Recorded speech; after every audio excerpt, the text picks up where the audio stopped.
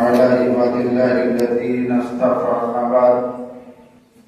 قال الله تعالى في القرآن المجيد والفرقان الحميد أعوذ بالله من الشيطان الرجيم بسم الله الرحمن الرحيم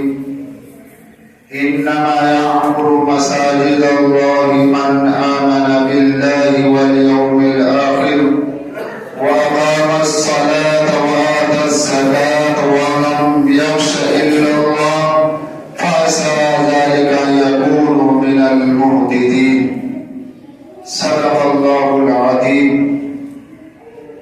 मोहतरम सामईन,